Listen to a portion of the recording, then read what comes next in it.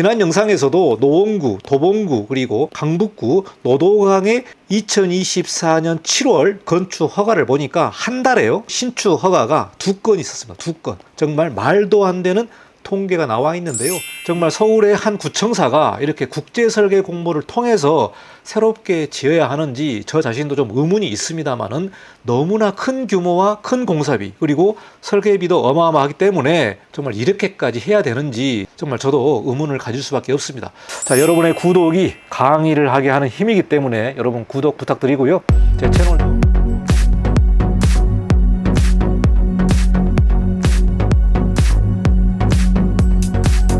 네, 안녕하십니까. 이관영 건축사입니다. 이번 시간은 공공현상설계에 관련된 내용을 여러분과 같이 공유하도록 하겠습니다.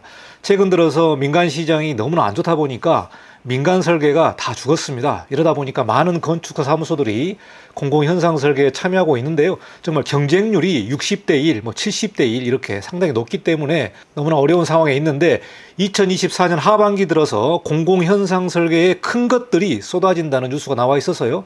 대형 건축사 사무소들의 일거리가 새롭게 생길 것으로 보고 있습니다.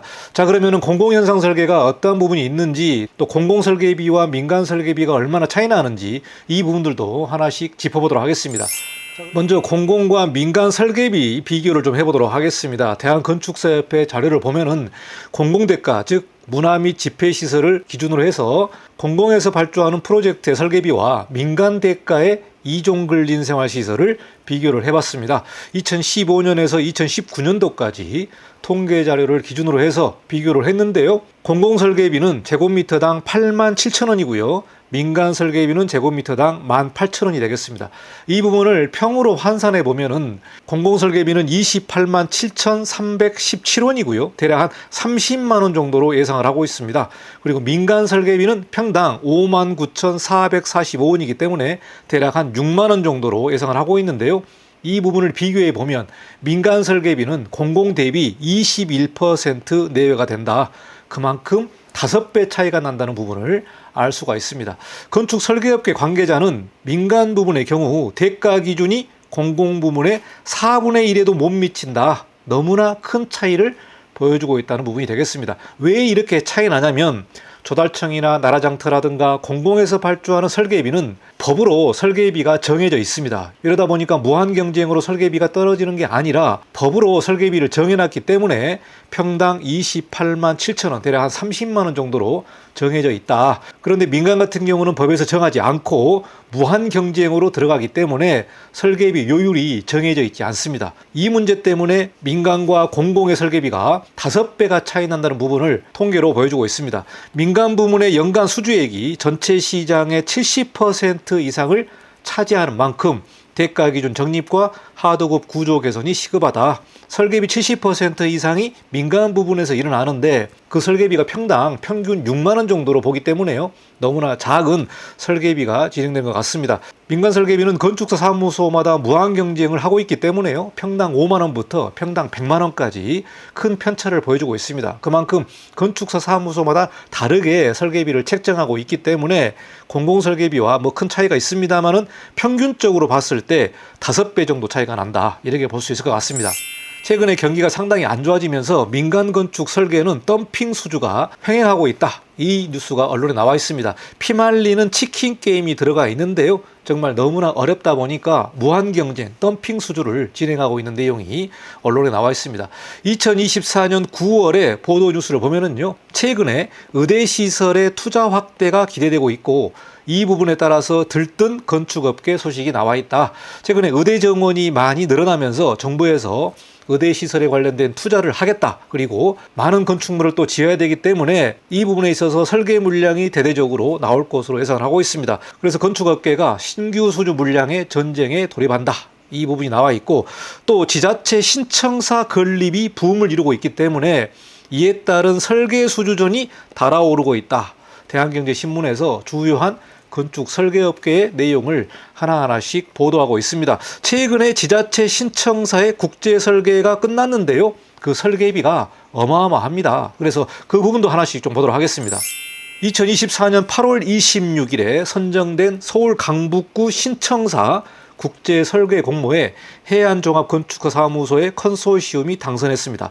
해안건축과 포스코 A&C 그리고 DMB건축 세 개 건축사 사무소가 컨소시엄을 구성을 해서 최종적으로 당선을 했는데요. 이 국제설계 공모를 보면 국내외 133개 업체 94개 팀이 참가 등록을 했는데요. 최종적으로는 40개 업체 18개 작품이 제출했습니다.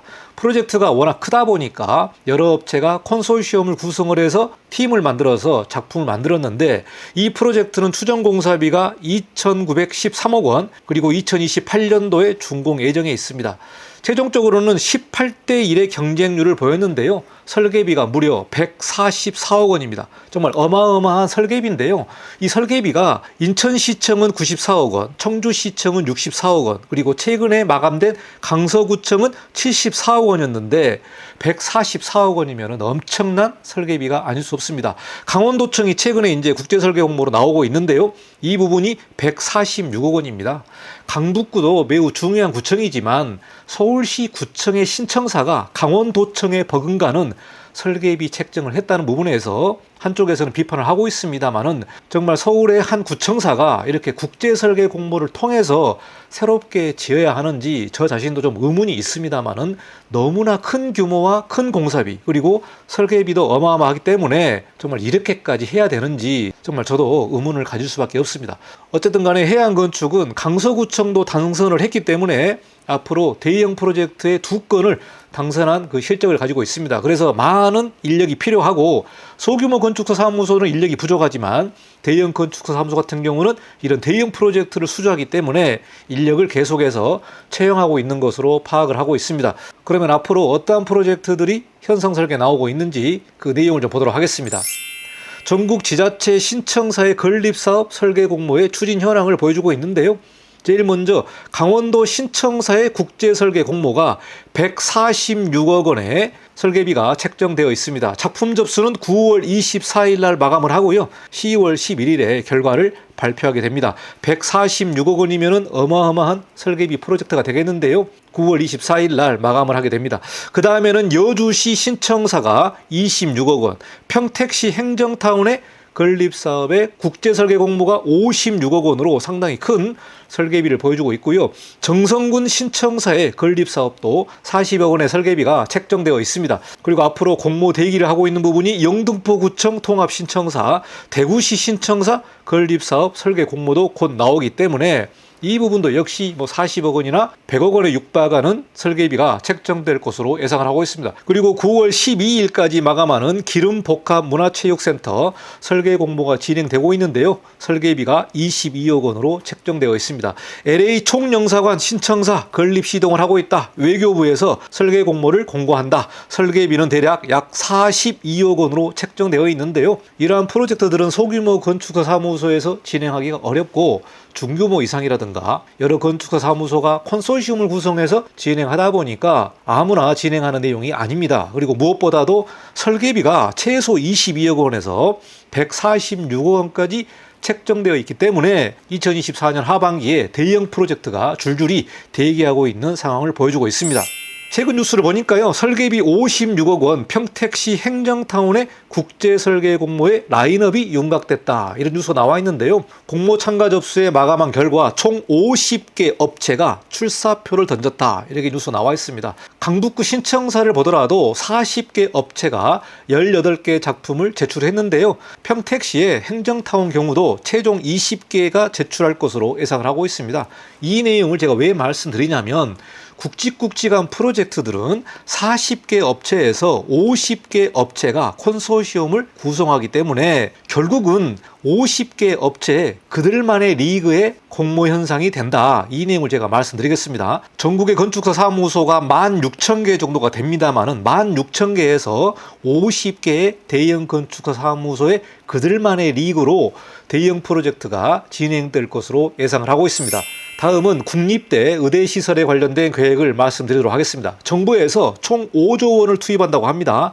그래서 현재 예산을 지금 짜고 있는데요. 교육부는 1,432억 원, 복지부에서는 812억 원으로 대략 2,200억 원의 예산을 편성하고 있습니다. 주로 리모델링 프로젝트나 신축이 예정되어 있는데요. 강원대를 비롯해서 충북대까지 국립대 의대시설을 대대적으로 확충하고 보완하겠다. 이 내용이 언론에 나와 있습니다. 그래서 2027년에 완공을 하고요. 2028년도부터 본격적으로 운영할 것으로 보고 있습니다. 여기서 보시면은 전국의 국립대를 중심으로 해서 의학관이라든가 해부학 실습동, 그리고 강의동이나 실험동, 그리고 의대 건물을 확장하는 그러한 프로젝트들이 줄줄이 대기를 하고 있습니다.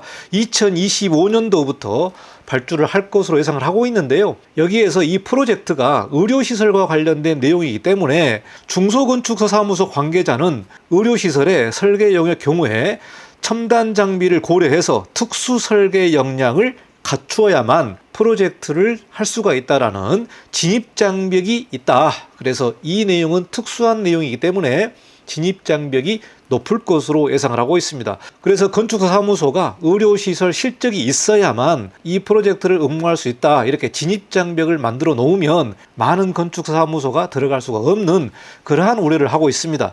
발주처가 관련 실적을 요구하는 경우도 많아서요. 처음 사업을 시도하는 건축사 사무소들은 컨소시엄 구성 단계부터 배제될 가능성이 있다고 우려를 표하고 있습니다. 아무래도 프로젝트 실적과 경험이 중요하기 때문에 발주처가 어떠한 설계 공모 기준을 가지고 최종적으로 확정을 할지 모르겠습니다만은 일반적으로는 특수한 경우이기 때문에 의료시설 실적이 있는 건축사 사무소가 조금 더 유리하지 않을까 그렇게 예상을 하고 있습니다. 그래서 국립대 의대시설 확충이 2025년부터 시작을 하기 때문에 내년에는 대형 건축사 사무소가 의료시설에 관련된 이 프로젝트에 많은 수주 전쟁을 할 것으로 보고 있고요. 특히 리모델링도 대대적으로 나올 것으로 예상을 하고 있습니다. 공공 프로젝트는 설계비 1억 원부터 공개 경쟁을 하게 되는데요. 여기서 보게 되면은 건축사 사무소의 보유 인력 구성비를 좀 보면서 이러한 현상 설계가 그들만의 리그로 진행될 수밖에 없다는 부분을 제가 한번 보여드리도록 하겠습니다. 2021년 1월 자료가 되겠는데요. 여기서 보시면은 종사자 수, 그러니까 건축사 사무소에서 근무하고 있는 보유 인력 구성비를 한번 좀 살펴봤습니다. 쭉 보시면은 2021년 자료에 건축사 사무소가 13,930 대략 14,000개 정도를 조사를 했는데요. 5인 이하의 건축사 사무소가 85.9%입니다. 5인 이하가 85.9%다. 물론 3인이라 5인 같은 경우도 소규모 공공 현상을 참여할 수 있습니다만은 대형 프로젝트 같은 경우는 조금 어렵다고 판단이 됩니다. 그래서 6인 이상의 직원을 고용하고 있는 사무소는 전체 14.1%고요. 21인 이상은 전체 2%의 구성을 보여주고 있습니다. 아무래도 대형 프로젝트 같은 경우는 최소 21인 이상 정도는 되어야만 프로젝트가 진행될 수 있기 때문에 전체 파이에서 보게 되면은 2%만이 그 프로젝트를 수행할 수 있을 것이다. 이렇게 예상을 하고 있습니다. 물론 100인 이상의 대형 건축 사무소는 전국에 43개, 즉 0.3%가 100인 이상의 직원을 고용하고 있습니다. 우리가 알고 있는 대형 프로젝트, 즉 앞서 제가 설명한 40개 업체 정도는 다 100인 이상의 건축 사무소로 예상을 하고 있습니다. 그래서 그 비율을 보게 되면은 0.3%가 대형 프로젝트들을 다 수행하고 있다. 이렇게 우리가 볼 수 있을 것 같습니다.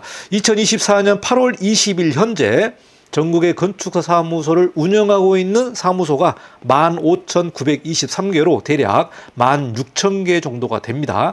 서울 같은 경우는 4,766개소가 지금 현재 운영을 하고 있고요. 전국 건축사 사무소의 30%가 서울에서 운영을 하고 있다. 이 내용을 보여주고 있습니다. 그래서 제가 말씀드린 대로 대형 건축사 사무소는 그들만의 리그, 즉 40개에서 50개 업체가 컨소시엄을 이뤄서 경쟁을 해야 된다. 그래서 대형 사무소의 수주 전쟁이 일어날 것으로 예상을 하고 있습니다. 자, 마지막으로 2022년 하반기부터 경기가 안 좋아졌는데요. 2023년도 너무나 어려웠고 2024년까지 지금 버티고 있습니다. 2년을 넘어서 3년을 채우고 있는데요. 그만큼 민간 시장은 엄청나게 줄었다. 한마디로 민간 시장은 죽었고 공공현상으로 몰리고 있습니다. 지난 영상에서도 노원구, 도봉구, 그리고 강북구, 노도강의 2024년 7월 건축 허가를 보니까 한 달에요. 노도강 강북 3구 신축 허가가 2건 있었습니다. 2건. 정말 말도 안 되는 통계가 나와 있는데요.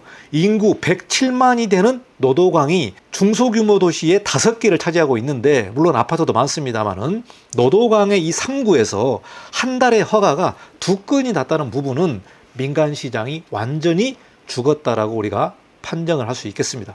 그러다 보니까 많은 건축사 사무소가 공공현상에 뛰어들고 있고 경쟁률은 60대 1, 100대 1까지 올라가고 있기 때문에 정말 출혈이 너무나 큰 상황에 있는 부분이 되겠습니다. 대형 프로젝트가 앞으로 줄줄이 나오지만 많은 건축사 사무소는 5인 이하이기 때문에 부동산 침체와 높은 공사비에 이러한 프로젝트가 나오더라도 백약이 무효하다. 즉 한마디로 양극화가 극대화될 것이다. 대형 사무소는 엄청나게 바쁘고 70%의 5인 이하 사무소는 일이 없어서 고사할 직전에 놓여 있는 것 같습니다. 제가 계속해서 안 좋은 뉴스를 여러분에게 전달합니다만은 어쨌든 간에 공공 프로젝트가 나오더라도 백약이 무효하다. 저는 이렇게 봅니다. 그래서 여러분 잘 버티시기 바라겠습니다. 각자 도생에 생존을 꼭 하시기를 바라겠습니다. 여기까지 마치고 다음에 또 뵙도록 하겠습니다. 감사합니다. 이관용 건축사였습니다.